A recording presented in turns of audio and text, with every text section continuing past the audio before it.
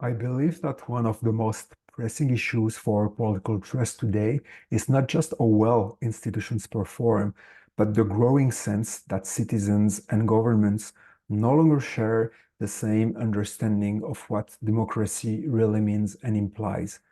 What our data show across Europe is that many people still value democracy very deeply. That hasn't changed, but they often experience it as distant or unresponsive. And that is not a rejection of democracy, it's a call for a more shared and inclusive way of deciding, one where citizens feel heard and able to influence outcomes. If we, as researchers, have one key responsibility, it is to help shift the public narrative that depicts citizens as if they were tired of democracy.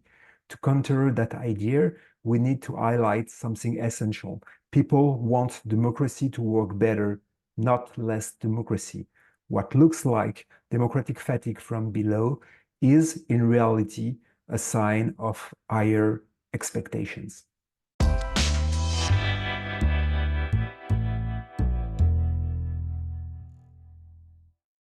One of the key insights from our work in TRUEDEM is that democratic innovations do not automatically produce more trust. What truly matters is how they are designed, connected, and embedded within the everyday functioning of institutions.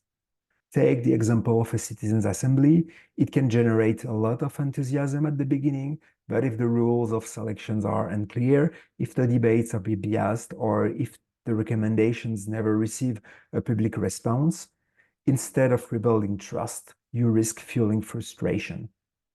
We also found that context is crucial. An innovation may work well where citizens perceive their leaders as open and accessible, and fail elsewhere where distrust is entrenched. For this reason, democratic innovations only make sense as part of a broader strategy of institutional credibility, one in which public authorities really show that citizens' input genuinely matters. This also means avoiding multiplying and outsourcing democratic experience without a clear political will to listen. Innovations should not be used to domesticate citizens' demands or smooth over political conflict. Without that true political commitment, participation risks becoming a source of disappointment rather than trust.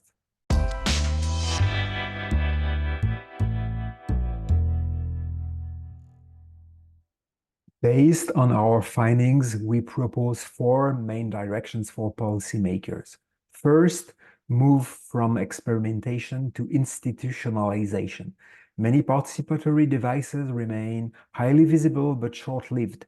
To have a lasting impact, they need a long-term legal and financial basis, what we can call the routinization of democratic innovation.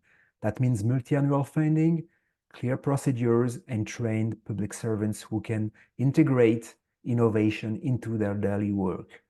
Second, think in terms of a participatory chain rather than isolated tools, a consultation platform that is not followed by deliberation or a citizens' conventions whose proposals are never discussed in Parliament or missed opportunities. Every stage, consultation, deliberation, decision should be connected to the next. Third, evaluation must become systematic.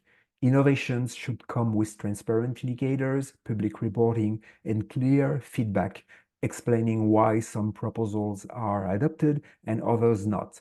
This accountability is vital for credibility. Finally, we need to rebuild institutional trustworthiness, not just public trust. Trust reflects how citizens feel. Trustworthiness refers to the objective qualities that make an institution credible. Democratic innovations must strengthen both, giving citizens reason to trust while transforming institutional practices. In short, the future of democratic innovations lies in hybridization, building bridges between representative, participatory, and direct democracy. That is the path toward restoring trust through trustworthiness.